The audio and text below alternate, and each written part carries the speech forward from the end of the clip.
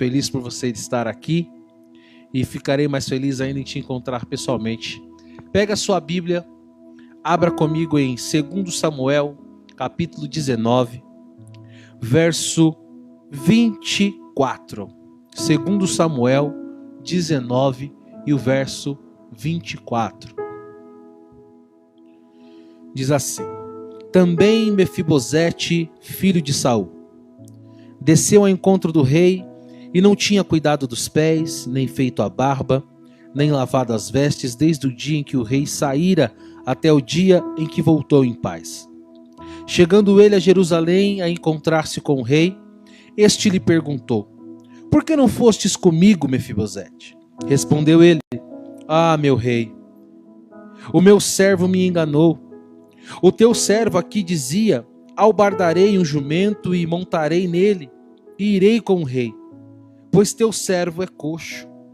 Demais disto, ele falsamente acusou o teu servo diante do rei, meu senhor.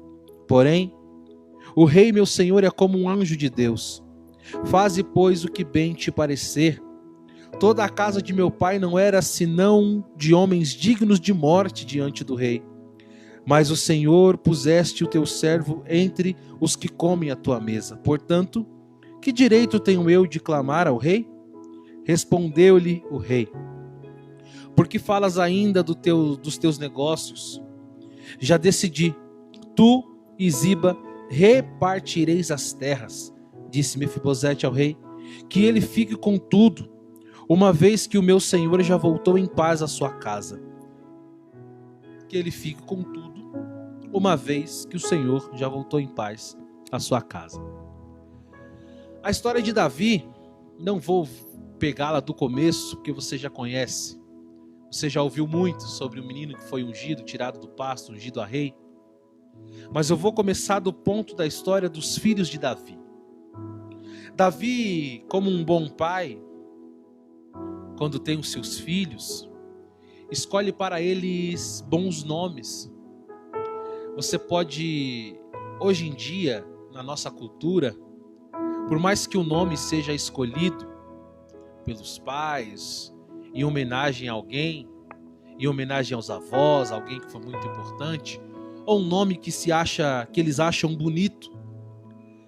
Na nossa cultura, escolher um nome tem sim uma tradição, tem sim um cuidado, mas não é comparado ao tamanho do cuidado que Davi tinha, que os judeus tinham ao escolher o nome de seus filhos. Davi escolhe nomes que têm significados maravilhosos. E ao escolher os nomes dos seus filhos, dá a eles com este nome uma profecia, dá a eles este nome um direcionamento de paz, de alegria. Porém, o mesmo rei Davi, vitorioso nas guerras, um rei que conduzia o seu reinado e as pessoas o elogiavam pelas vitórias, pelas conquistas. Na sua casa, as suas conquistas não são tão evidentes ou quase nunca acontecem. Sabemos que após o adultério que Davi comete, seguido de um homicídio, traz a ele pela boca do profeta Natã um juízo, um falar de Deus. Deus fala para ele que a espada não se apartaria da casa dele. A história começa contando sobre os filhos de Davi, e existia muito a frase ou termo usado na Bíblia chamado de meio-irmão. Nós sabemos que naquela época o homem poderia ter mais do que uma mulher, ainda mais um rei, que fazia alianças com outros reinos, e a maioria dessas alianças se dava pelo laço do matrimônio. Então Davi tinha filhos com várias mulheres, então esses filhos tinham o mesmo pai, mas não tinham a mesma mãe. Daí vem a expressão meio-irmãos. Davi tinha um filho chamado Aminon e uma filha chamada Tamar. Eles eram filhos do mesmo pai, mas não eram filhos da mesma mãe. Aminon se apaixona por Tamar. Se apaixona de um jeito que a Bíblia vai dizer que ele se apaixona de uma maneira doentia. A paixão dele é tanta que ele começa a perder peso. A paixão de Aminon por Tamar é uma paixão tão grande que começa a trazer a ele algumas doenças psicológicas, digamos, da emoção dele. Tudo porque a paixão e o amor de Aminon por Tamar não era correspondido. Ele se declarou à sua irmã dizendo: olha, eu sou apaixonado por você. Eu casaria com você, eu te amo, não no sentido familiar, no sentido de irmã, não, eu te amo como um homem ama uma mulher, no sentido de casar com ela. Porém Tamar diz: mas isso é impossível de acontecer. Nós somos meio-irmãos, nós somos filhos do mesmo pai. Tem tantas mulheres no reino e você vem me falar que você me ama, que você é apaixonado por mim. Então essa paixão não correspondida de Aminon traz a ele uma doença. Ele começa a adoecer, emagrecer. E ele tem um primo muito esperto. A Bíblia vai usar a frase muito sagaz, dizendo que ele era esperto demais. E ele percebe que Aminon está adoecendo, que Aminon está entristecido, que o semblante de Aminon já não é mais o semblante conhecido por todos, já não havia mais um sorriso no rosto de Aminon, já não havia mais um desejo pela vida, ele já não saía mais, ele já não se apresentava ao reino como anteriormente, e esse primo percebe essa situação, tanto que vai até ele e diz: o que está acontecendo com você, Aminon? Você está diferente, você está mudado. E Aminon abre o coração para ele e diz: eu sou apaixonado pela minha meia-irmã. E essa paixão, ela está me machucando, ela está me ferindo, porque é um amor, é uma paixão não correspondida. Eu me declarei a ela e ela me rejeitou, dizendo que era minha meia-irmã, isso não podia acontecer. Esse primo então dá uma ideia para ele, diz: faz o seguinte, em um certo dia, aproveita que você já está com esse semblante de doente, chame o seu pai aqui. Chame o seu pai, porque quando ele souber que você está doente, ele vai vir. E quando ele vir, você faz um pedido.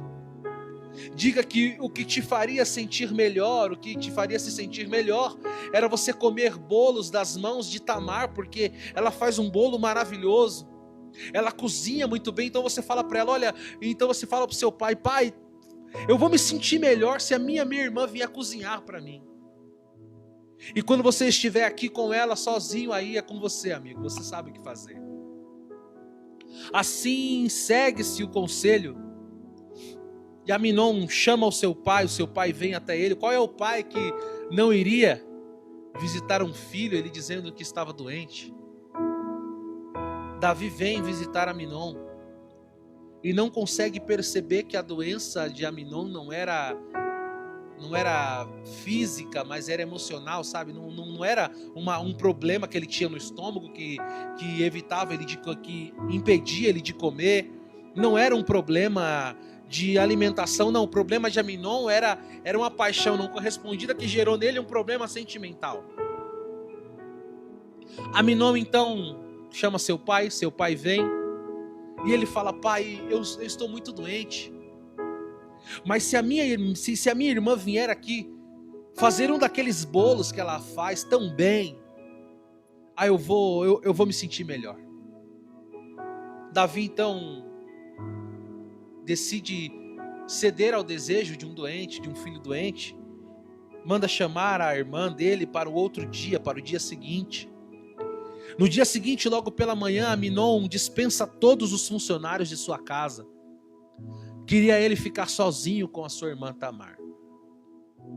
Ela chega, vai preparar o bolo, vai preparar aquilo que ele pediu para que fosse preparado, e Aminon vai até a sua irmã, ataca ela, e ali ele comete um incesto com um estupro. Ele violenta a sua irmã. E após terminar de violentá-la, ele sente nojo, asco dela e manda ela vestir a roupa e ir embora da casa dele. Tamar, ela chora muito. E ela tenta argumentar com ele, dizendo: não, mas você me desonrou agora, e agora você vai me dispensar pela rua. Fale com o nosso pai, explique a situação, ele vai dar um jeito de resolver, ele não quer conversa. Chama um de seus servos que estava fora da casa e manda expulsar ela, e ela sai pela rua chorando, triste, jogando cinza na sua cabeça e gritando pelo que tinha acabado de acontecer. Na nossa época, neste tempo que nós estamos vivendo, de uns anos para cá, eu creio que nunca se falou tanto sobre, ou nunca foi tão denunciado o abuso, seja por parte de parentes, de pastores, de amigos, de maridos. E sempre foi na igreja um assunto meio que não se tocava, que não se falava. E a Bíblia relata esse fato, né, que aconteceu. Ele não pode passar desapercebido diante dos nossos olhos. Acontece. Aconteceu, acontece, continua acontecendo muito disso. Essa violência contra a mulher, contra a criança. E de uma forma que aqui na Bíblia foi retratado, ela saiu sem assistência alguma, ela saiu sem receber um auxílio, uma direção. Tem acontecido em muitos deste tempo. Se você está vendo essa pregação, você está analisando o que está acontecendo e isso foi como um gatilho para você, fez você relembrar de algo que aconteceu com você, ou você soube que aconteceu com alguém. Esse alguém não teve a devida assistência, não teve o devido cuidado, não foi tratado, isso foi esquecido, ou alguém colocou uma pedra em cima desse assunto, porque na igreja não se fala sobre essas violências, não se fala sobre o que acontece. Que você pegue essa mensagem, que você convide essa pessoa, que você também a encoraje ela a procurar uma ajuda. Você tem os canais da nossa igreja pelo Instagram, pelo Facebook. Você tem o meu Instagram, você tem o Instagram do pastor Antônio. Você tem o Instagram também da Camila, da Fernanda, de outras pessoas que você sente confiança. Alguma coisa precisa ser resolvido, porque um trauma de uma violência nesse nível, de uma violência sexual, é terrível. E aqui Aminon, após cometer esse ato, após expulsar a sua meia-irmã, ela sai pela rua jogando cinza na sua cabeça, gritando, desesperada, encontra o seu irmão, filho da mesma mãe, filho do mesmo pai, chamado Absalão. Absalão questiona ela o que aconteceu e ela conta que Aminon havia violentado ela. Absalão vai até seu pai, chegando até seu pai, ele diz: pai, olha o que aconteceu. Olha o que Aminon fez, olha que coisa horrível que aconteceu na nossa família. E Davi olha para Absalão e diz: eu vou tratar desse assunto, pode ficar tranquilo, que eu vou resolver esse problema. Absalão espera, passa 1, 2, 3 anos, e Davi não faz nada. Aquele ódio que começou ao ver a sua irmã, tinha acabado de ser violentada pelo seu meio-irmão, gerou em Absalão um ódio mortal por Aminon. Os anos se passam e Davi se porta de uma maneira que não quis resolver o assunto, não conversou com Aminon, não o castigou, não o questionou. Ficou tipo, por isso mesmo, aconteceu e acabou. Absalão então decide fazer justiça a ele mesmo com as suas próprias mãos. Absalão sabia que um determinado tempo do ano era o dia em que eles iriam tosquiar as ovelhas, e ali era uma festa que acontecia. Aminon começa a planejar um assassinato, planejar um homicídio do seu meio-irmão, porque ele violentou a sua irmã e o seu pai não tomou providência alguma. É chegado então o dia de tosquiar as ovelhas. Absalão vai até seu pai e faz um pedido: pai, permita que os meus irmãos venham todos à minha casa. Eu vou fazer uma festa lá, eu vou tosquiar as minhas ovelhas e eu vou fazer uma festa. Vai ter vinho, vai ter banquete, eu quero que todos os meus meios irmãos e irmãs estejam comigo. Era uma coisa que não havia necessidade, porque se houvesse uma festa na casa de um dos filhos do rei, todos os outros filhos do rei já estavam pré-convidados, pré-convocados. Mas Absalão ali estava deixando claro que ele tinha uma intenção a mais. E ele fala para o seu pai: chame Aminon. Não deixe que Aminon falte nessa festa, porque eu quero que ele esteja comigo lá. E Davi também não percebe mais um sinal de que Absalão tinha algo a esconder, estava tramando algo. E assim acontece. Na cabeça de Absalão ele já tem um plano totalmente já pronto para executar. E acontece a festa, seus irmãos chegam e Absalão começa a embebedar Aminon. Dá a ele doses maiores da bebida para que ele fique bêbado. Em um determinado ponto da festa, Aminon está completamente embriagado e é o tempo que Absalão se vale para assassinar o seu irmão. Absalão mata Aminon. A notícia chega até o rei porque os filhos saíram correndo, todos que estavam na festa saíram desesperados, porque quem esperava acontecer um assassinato desse? Quem esperava tamanha tragédia na família do rei? Um irmão matar o outro. E o caso de Aminon com Tamar ficou meio que escondido, então a maioria das pessoas não sabia a causa. Absalão, após matar Aminon, foge. E permanece durante 5 anos, 4 ou 5 anos longe. O rei, aconselhado por Joabe, a trazer Absalão de volta, a conversar com Absalão, a recebê-lo novamente, a reconciliar a família, porque uma tragédia já havia acontecido, e a distância de um filho seria uma outra tragédia. Davi então manda Joabe trazer Absalão. Absalão vem da terra onde ele estava escondido. Ao se apresentar ao seu pai, o seu pai não diz a ele uma palavra, simplesmente dá um beijo no rosto e sai. Isto gera em Absalão mais ódio. O ódio que ele passou nutrindo durante os anos que o seu pai não tomou providências pelo assassinato de Aminon, pela violência que Aminon fez com a sua irmã. Só vem crescendo durante os anos e Davi recebe Absalão de volta e não fala nada com ele, não troca uma palavra, simplesmente beija o rosto e sai. Passa mais uns anos e Absalão não consegue conversar com o pai. A decisão que ele toma é que ele vai pôr fogo, ele vai atear fogo nas plantações, nas propriedades de Joabe.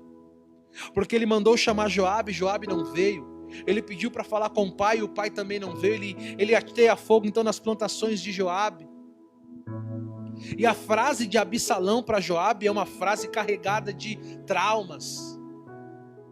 É uma frase carregada de rancor, daquela falta de perdão, de um ódio.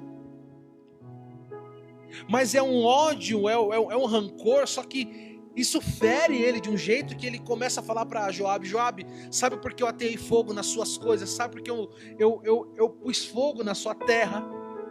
Porque eu preciso ver o meu pai. Eu chamei você, você não veio, e só assim você ia vir. Eu preciso ver, eu preciso olhar nos olhos do meu pai, nem que ele me mate, mas que ele pelo menos olhe no meu rosto e fale alguma coisa comigo. A fala de Absalão revela o desejo que ele tinha de chorar com seu pai, pedir perdão pelo que fez, ou que receba uma punição pelo que fez, mas que ele conseguisse colocar para fora aquilo que ele sentia. Mas Davi não recebe. E Absalão começa então a furtar o coração dos homens de Israel. Ele começa a se pôr na porta da cidade, aonde eram feitos negócios, aonde tinham os julgamentos das causas. Na entrada da cidade era o tribunal. Qualquer um que tinha uma desavença, uma causa a apresentar ao rei, para que fosse resolvido de uma forma justa, era na entrada da cidade que essa pessoa ia. E Absalão se põe ali todos os dias na porta da cidade. E todo mundo que vinha trazer a causa para Absalão, trazer a causa para o rei, a causa para ser julgada, Absalão se apresentava e dizia: se fosse eu seu rei, o seu caso seria julgado diferente. Porque você viu o que aconteceu comigo? O meu meio-irmão violentou a minha irmã e o rei não fez nada.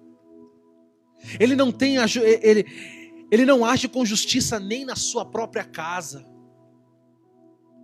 Quanto mais no reino, desista disso. Se eu fosse o seu rei, seria diferente.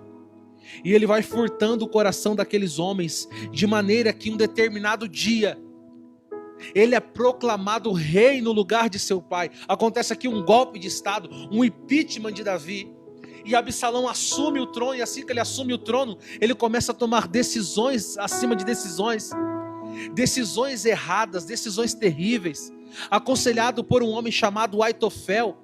Ele recebe um conselho de Aitofel de ter relação com todas as mulheres do seu pai no palácio, na frente de todos. A fala de Aitofel é: aquilo que o seu pai fez escondido, você deve fazer para todo mundo ver.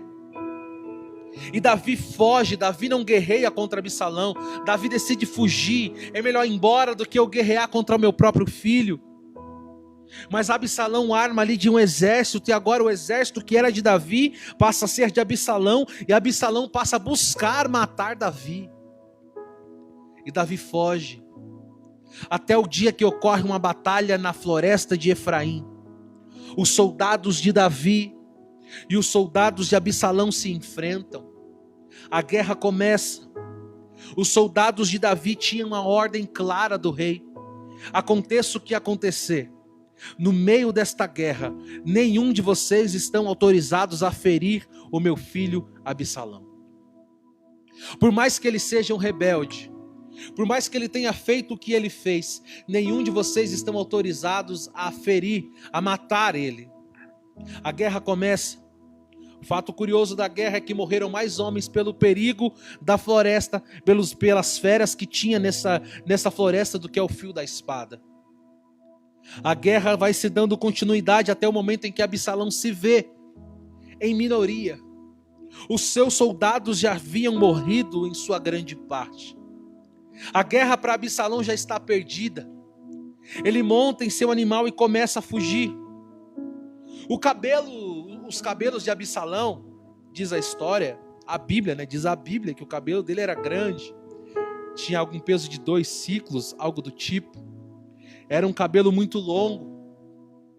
E naquela fúria de fugir, no medo de ser morto, ele passa por debaixo de um grande carvalho, uma árvore muito grande, e aí o seu cabelo enrosca na árvore.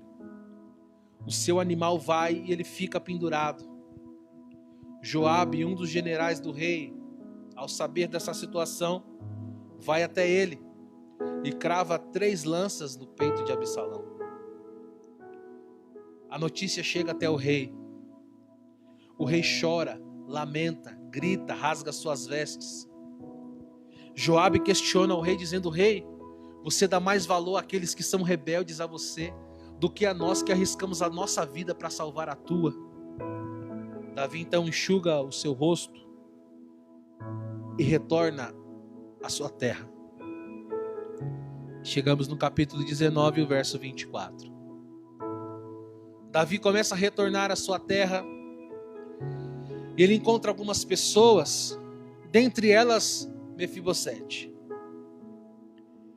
O mesmo Mefibosete, claro, descendente de Saul.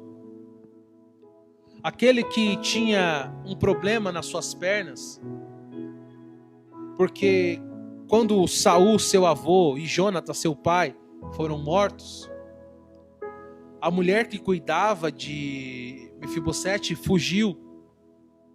E no meio dessa fuga derrubou ele. E ocasionou uma lesão, da qual deixou ele deficiente. Ele não andava. esquecido numa terra chamada Lodebar, que quer dizer terra sem pasto. Esse Mefibosete foi encontrado por um homem chamado Ziba, servo do rei, que trouxe ele até o rei para que o rei cumprisse uma promessa feita a Jonatas, que faria bem a descendentes dele. Esse Mefibosete que saiu da sua terra, de uma terra de esquecimento, de uma terra sem pasto, de uma terra ruim, e foi agraciado para estar no palácio com o rei, junto com seu filho de nome Mica. Esse Mefibosete que está ali agora no palácio com seu filho, ganhou terras, ganhou herança. Quando tudo isso aconteceu, essa história que eu contei para vocês de Absalão, que tinha se revoltado contra o rei fugiu e ele não foi com o rei. E o texto que lemos diz que desde quando o rei se foi,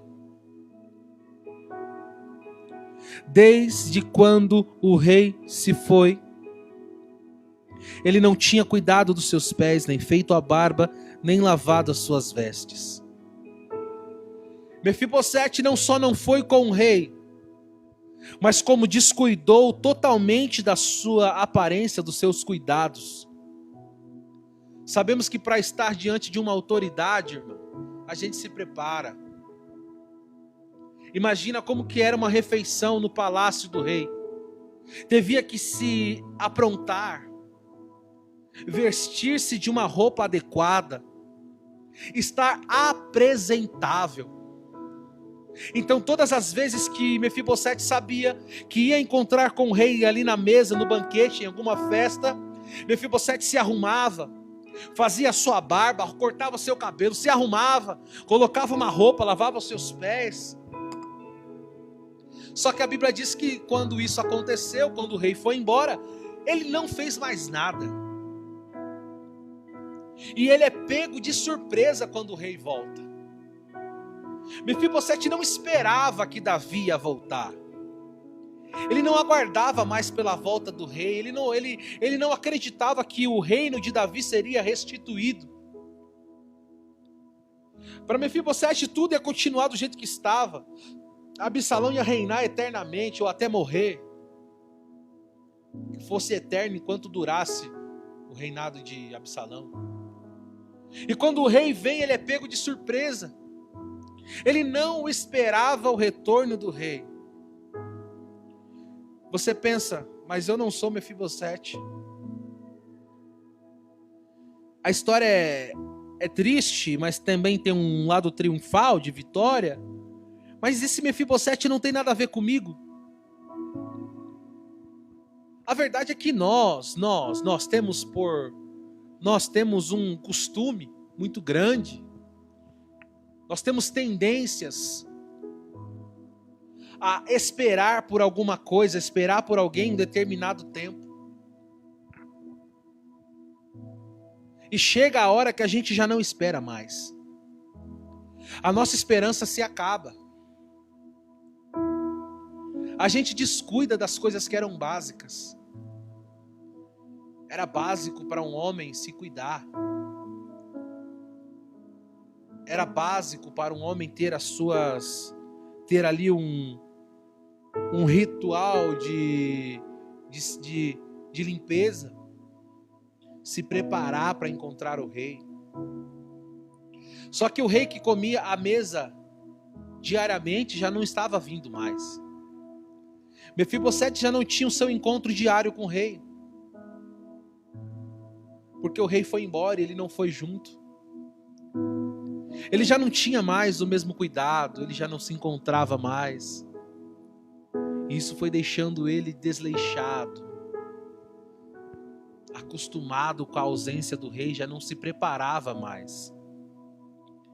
E eu creio que é um tempo oportuno para você que só se encontrava com Jesus, só se encontrava com a presença de Deus na igreja. E eu não falo de vestes, irmãos, eu não falo de roupa, porque você pode estar sentado no seu sofá e de bermuda e chinelo, vendo essa live, participando dela. Você pode estar aí coberto porque está frio, você está debaixo da coberta, você está aí encolhidinho, você está tranquilo. Não estou falando de vestes normais. Eu estou falando que nós criamos um costume, um mau hábito de parece que a gente só se encontrava com Deus, só se encontrava com a presença de Deus na igreja, no templo.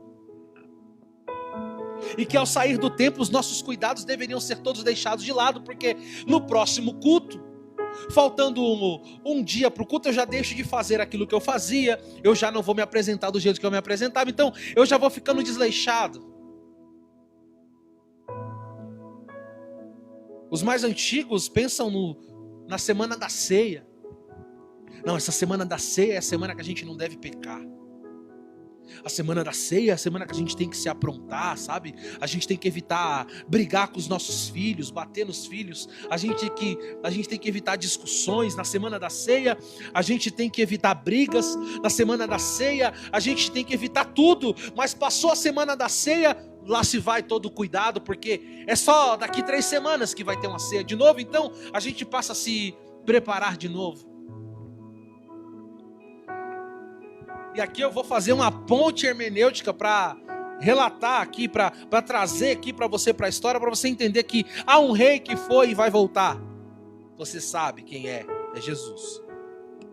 E que você pode estar muito bem descuidado disso.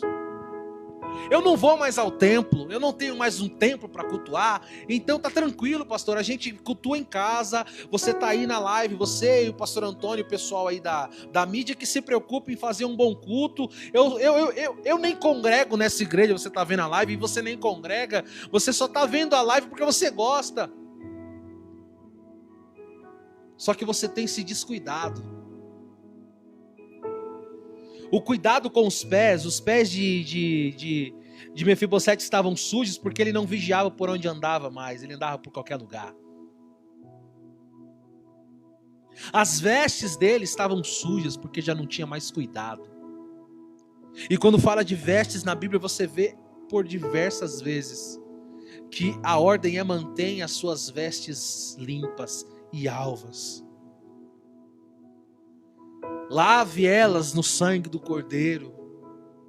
Só que você já não se cuida por onde anda, porque você vai em qualquer lugar com qualquer um. E devido você ir em qualquer lugar com qualquer um, as suas vestes também se sujam. E você também, como diz aqui, Mefibosete já não fez a barba. Qual o problema disso? Tinha um campo de exigências quando você ia tirar alguma foto para documentos. Você tivesse com a barba bem feita, para que a sua identificação ficasse de fácil. Além de os pés sujos e vestes sujas, quem era Absalão, quem era Mefibosete já estava deixado de lado. Eu não vou mais ver o rei. O rei pode nem voltar mais. Para que eu vou me cuidar? Para que eu vou me preparar? Para que eu vou manter todo dia esse cuidado com as minhas vestes? Esse cuidado por onde eu ando? Para quê? Para que se o rei já não vai voltar mais? Você pode até já ter esquecido disso, perdido a esperança, falar para mim, vai voltar mais. Talvez as reuniões, os cultos nem voltem mais, para você que está acostumado a ser crente só na igreja. Aí você está aí, totalmente descuidado. Mas quando eu falo de uma ponte hermenêutica, é trazer a história que eu te contei até agora e apontar ela para Jesus. Ele vai voltar. E que nós não venhamos nos encontrar como o Mefibosete. Que ele não venha nos pegar de surpresa. Não de surpresa no sentido de que a gente não vai saber a hora, mas de surpresa no sentido de nós estarmos despreparados. De não termos mais cuidado onde andamos. De não termos mais cuidados com as nossas vestes. E de perdermos a nossa identidade. Para estar junto com o rei nas bodas não é de qualquer jeito. Não é de qualquer maneira. Só quem espera o rei acorda todo dia dizendo, é hoje. Pode ser hoje que ele vai voltar. Então eu vou me vestir. Eu vou manter as minhas vestes limpas. Eu vou vigiar por onde eu tenho andado. Eu vou cuidar do brilho da minha face, da minha aparência. Eu vou cuidar da minha identidade de filho do rei. Eu vou cuidar e eu vou estar preparado, porque pode ser hoje que ele vai voltar. Irmão, só quem deseja pela volta do rei dorme pensando, ele pode voltar enquanto eu durmo. Acorda pensando, ele pode voltar enquanto eu estiver trabalhando. Passa a sua vida, os dias após dias, dizendo, ele vai voltar. E pode ser hoje, e pode ser a qualquer momento. Então eu vou estar preparado. Eu prego para você, que pode olhar para você mesmo e dizer, peraí, eu já não estou tão preparado assim. Eu já não estou tão vestido assim. Eu não estou pronto assim. Eu desleixei porque eu não tenho ido à igreja, eu não tenho ido ao templo. Então eu estou diferente, eu estou relaxado. E eu te trago uma palavra de alerta: o rei vai voltar. E que você não seja pego de surpresa como foi Mefibosete, que ao encontrar o rei já foi lhe dando desculpa, dizendo, rei, rei, eu tenho deficiência, rei. Eu dependo das pessoas e não deu. O meu desejo era me preparar. Na verdade, o meu desejo era ir com o Senhor, mas eu tenho deficiência. Já ouviu aquele ditado que a desculpa do deficiente é a muleta? Já viu esse ditado então? Você acha que dá para se apresentar ao rei dos reis com desculpinha, dizendo, eu sou pecador? Com aquele discurso antigo de crente, sabe? A carne é fraca. Você acha que dá para se apresentar ao rei com essa fala desse jeito, dizendo, o senhor sabe, eu tenho deficiência. Quando ele voltar não haverá tempo para desculpas. Você deve estar preparado, você deve se preparar. Ter cuidado onde você anda, ter cuidado com as suas vestes, ter cuidado com a sua identidade de filho de rei. A notícia que eu tenho para você é que ele vai voltar. Alguém pode dizer que está demorando, mas ele vai voltar. Você pode até ter perdido a esperança, mas ele vai voltar. Você pode ter deixado morrer em você, porque você não está congregando com seus irmãos, mas ele vai voltar. E a palavra para você hoje é: você precisa se preparar. Você precisa se preparar. Você precisa se preparar. Você que está me vendo aí, você está afastado, desviado, como dizem por aí, você já não está mais nos caminhos. Eu quero te convidar a uma oração. Eu não estou aqui dizendo para você, venha para a minha igreja ou para a igreja de A ou de B. Estou dizendo que a promessa de voltar de Jesus continua de pé. E você precisa se preparar. Não importa o que aconteceu com você. Não importa o que se passou, os traumas. O seu estado atual, hoje ainda há esperança para você. Quero que você ore comigo. Se você estiver retornando a Jesus ou aceitando a Jesus, você coloque aí nos comentários: eu aceito, eu estou de volta. Eu estou voltando, eu quero Jesus. E eu vou orar pela sua vida. Senhor Deus e Pai, aqui estão os teus filhos, que ouviram esta mensagem até agora. Alguns deles, Pai, estavam desviados e afastados. Alguns nunca haviam se decidido. Tem também os teus filhos que congregam, mas que no determinado tempo da caminhada desanimaram. E esta palavra vem, Senhor, para nós, para aquele que já se desviou, para aquele que nunca aceitou, para aquele que se sente fraco e para este também que sabe que está forte, está em pé. Porque a tua palavra também nos